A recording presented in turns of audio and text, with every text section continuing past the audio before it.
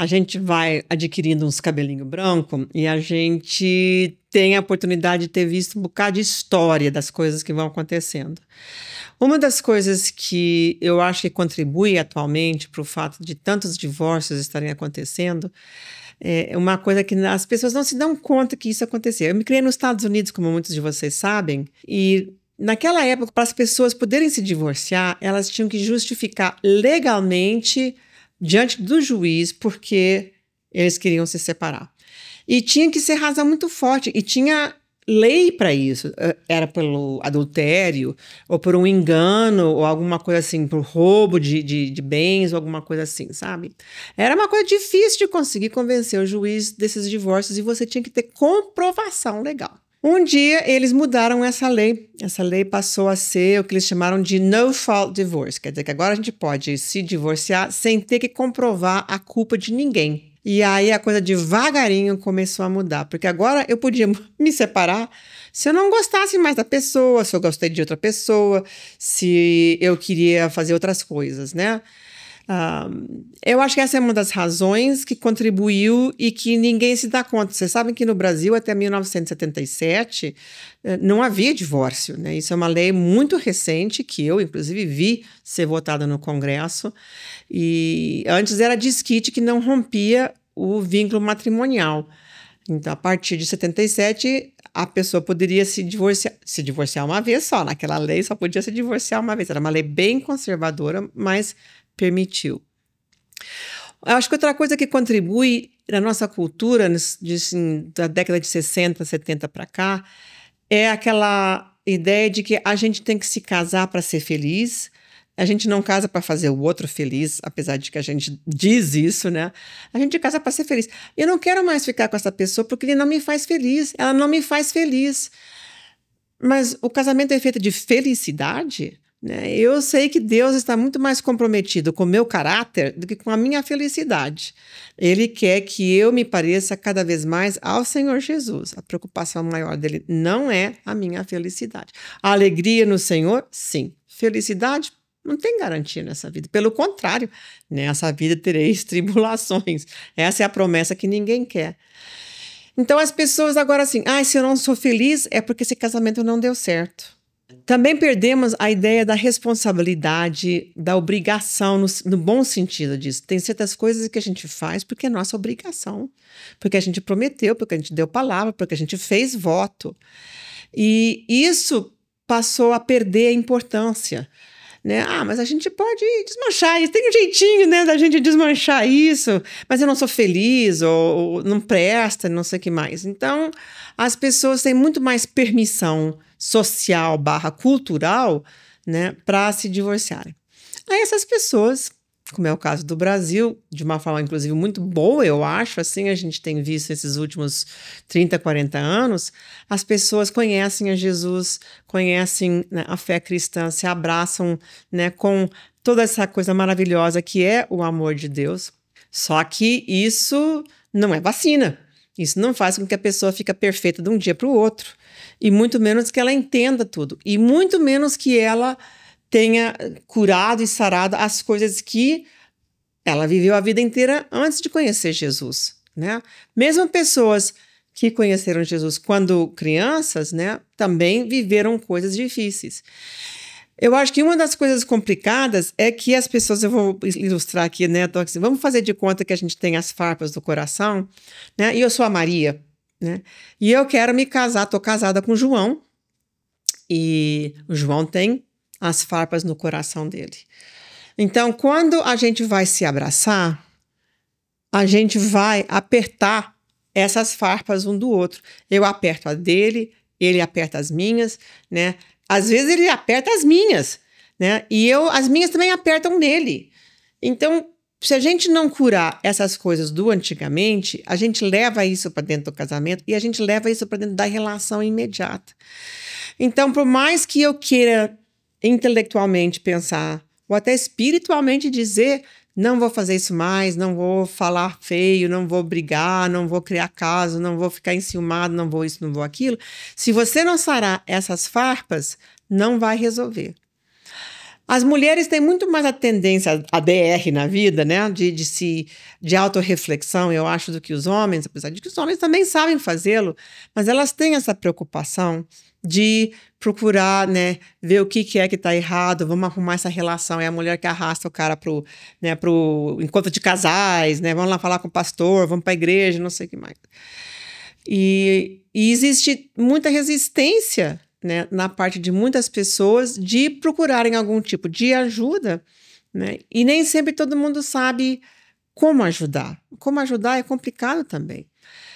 Eu vejo, assim, como eu sou especialista em trauma, né, que a gente tem que tratar essas coisas, essas farpas, essas feridas do coração, né? Curar o coração de cada um.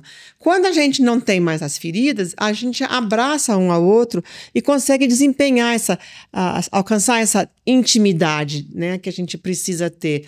Não só intimidade sexual, que é o que todo mundo acha que casamento é só sexo, e não é. Quem já teve casado pelo menos uns 6 meses, né, 3 anos, 3 meses, né, já se deu conta que casamento não é só sexo, né? Se dá conta que a gente tem muitas coisas mais. Eu me lembro de um livro que eu li muitos anos atrás, de uma tese de doutorado que chamava assim A Solidão da Mulher Bem Casada. E um dos capítulos era assim: o que é que te falta, mulher? Né? O que é que você quer? Eu te dou tudo, né? Eu pago a viagem, você tem carro do ano, você tem tudo que você precisa. O que é que... A mulher quer essa intimidade emocional, né? Que vai resultar, se ela puder alcançar com o seu esposo, numa relação sexual. Porque quando a mulher se sente perto, intimamente assim, perto, emocionalmente perto do seu marido, ela fica com vontade de ter relação sexual. Mas ela não começa com vontade de ter relação, ela começa querendo ter a intimidade emocional, que em geral acontece 24 horas antes, começa a acontecer 20 horas antes de realmente se concretar uma relação sexual. Os homens são ao revés, são o contrário. Eles querem ter a relação sexual para depois, a partir disso, ir desenvolvendo a intimidade emocional. Então a coisa acontece assim um pouco ao contrário de um e de outro. E aí vira o jogo assim, né, do ovo e da galinha. Quem vai começar? Onde é que nós vamos começar? Quem é que vai ceder primeiro? Eu não quero transar com você, que você brigou comigo no café da manhã. Mas, eu quero transar, mas, né, você também, não sei o que mais. E aí vai aquela coisa. Eu acho que a vida sexual, muitas vezes, ela é o termômetro de como a intimidade sexual e espiritual está andando. Isso não significa que eles têm relações sexo todos os dias, 2 vezes por semana, 1 vez por semana, 1 vez por mês, que está tudo bem. Não. A gente tem que ver em que contexto também esse relacionamento sexual está se dando. E aí, como a nossa cultura, especialmente a nossa cultura brasileira, é altamente erotizada, né, que o sexo tem que ser assim, que tem que ser maravilhoso, que tem que ser perfeito, tem que ser sempre, quem não me satisfaz sexualmente, seja homem ou seja mulher, né, faz com que a outra pessoa se dê permissão de procurar outra pessoa que possa me fazer feliz e que possa me fazer feliz na cama. O adultério é uma coisa tão grave que está nos 10 mandamentos, né? É uma das leis dos 10 mandamentos, das 10 leis que Deus nos deu, e 5 das quais especificamente têm a ver com a convivência comunitária. O adultério, né, a proibição do adultério é um desses. Por quê? Porque ele destrói o tecido familiar, destrói o tecido social e comunitário e, eventualmente, destrói, né, toda a nossa sociedade como país, porque a família é essa base. Hoje em dia, como muitas pessoas estão se convertendo, né, já muito mais adiante, assim, sem ter tido necessariamente uma formação cristã, quando elas vêm para a igreja, elas vêm com as suas farpas, elas vêm com a sua vivência, elas vêm com os seus valores anteriores, inseridos, inclusive, essa igreja, nesse contexto social, cultural, político, né, em que essas coisas são permitidas e que muitas delas vão contra a palavra de Deus. Não é uma coisa consciente necessariamente, mas existem assim permissões hoje em dia a nível de casamento e divórcio que não existia antigamente. porque houve muita mudança. As pessoas em situação de liderança não rendem contas, não prestam contas, né, a um conselho superior, né? As denominações mais tradicionais, como a presbiteriana, a metodista, algumas batistas, eu não sei, elas têm.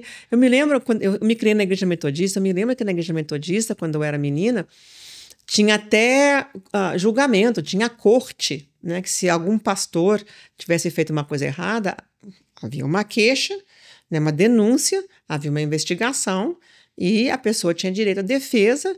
E se fosse comprovado, digamos, que houve um adultério, houve um furto, ele perdia as credenciais e era expulso, né, do seu cargo de pastorado. Não era necessariamente expulso da igreja, mas era expulso ele perdia suas credenciais como pastor. Hoje isso acontece muito pouco, né? A gente não tem. Eu acho que nem mesmo essas igrejas tradicionais mantêm esse tipo de coisa. Assim. Até a igreja católica tem disso também, sabe? Em outros termos, mas também tem. Mas quanto que a gente ouve falar do exercício dessa responsabilidade de responder pelo bem-estar, né, de outras pessoas. Então, entre muitas outras razões, e eu acho que existem ainda mais, algumas são que me faz ponderar, né, sobre o divórcio. Eu digo assim, o divórcio, eu acho que é uma tragédia na vida das pessoas, mesmo quando é um livramento, né? Deus nos chamou a viver em paz, eu acho que Ele não nos chamou a viver na violência. Eu conheço um pastor que eu admiro muito, que disse uma vez assim, um casal que ele foi atender, que ele sabia que estava havendo violência física, inclusive, e eram da igreja, e ele disse, mas eu vou mudar, eu não sei o que mais, a gente vai continuar fazendo estudo bíblico. Eu vou na cadeia te acompanhar e você vai fazer, mas que nós vamos fazer a denúncia, nós vamos fazer, e nós vamos proteger essa mulher. Muitas vezes são casais pastorais que estão em situações de violência física, emocional, manipulação, todas as coisas. Mas ninguém denuncia, por quê? Porque perde o cargo, perde o dinheiro, perde a economia, perde a reputação, né? O que será que vão... O diz, o que vão dizer de mim? Sem nem começar a entrar na história das fofocas, né? E eu acho que existem muitas razões. Eu mesma já vivi um divórcio, né? Muito jovem, meu primeiro marido me deixou, antes mesmo dos 30 anos, com uma criança pequena. Sei o que é pagar esse preço, né? Hoje em dia, eu posso olhar para trás e pensar, foi um alívio, foi um livramento, mas foi muito doloroso, eu levei muito tempo. Muitos conhecem meu livro Quando o Vínculo se Rompe, né, onde eu descrevo muito dessas etapas, das coisas que a gente vai vivendo como mulher divorciada e ainda por cima cristã, que claro, eu estou falando dessa minha perspectiva como mulher. Então, eu acho que muito melhor a gente poder fortalecer e curar as farpas do coração de todos os nossos casais, de todas as pessoas da igreja, de todas as crianças, adolescentes da igreja, porque o prognóstico dessa cura emocional são casamentos muito mais ajustados, muito mais felizes. Existe ajuda para isso. Terapia MDR é uma das coisas que eu acho que melhor resolve para fazer essa cura, né, das nossas farpas. E a igreja precisa olhar para isso, né? Porque o divórcio não é o pecado sem perdão. Apesar de que muitas igrejas tratam isso. A pessoa perde até seu lugar na igreja. Eu me lembro de uma senhora na Bolívia uma vez que me disse, depois que eu me divorciei, né, o pastor não me deixa ficar em pé para orar em voz alta na igreja. E sabe o que é a doutorita que ela dizia assim? É que eu me divorciei pela insistência dos meus filhos. Depois que meu marido quebrou meu braço e depois de muito adultério, meus filhos me rogaram que, por favor, eu me divorciasse. Eu não teria me divorciado, não, mas os meus filhos insistiram muito e eu acabei fazendo isso para agradar os meus filhos. A igreja precisa ver qual é a sua postura em relação a isso, que não é só de julgamento e de juízo, e também não é só de passar a mão na cabeça e dizer, não, tudo bem, não tem problema não, né? É assim, tem que encontrar esse meio termo onde nós podemos avaliar com prudência, com discernimento, o que está acontecendo, buscar resgatar e salvar os casamentos, preparar as pessoas melhor para o casamento, mas também a gente poder amparar e acompanhar as pessoas divorciadas.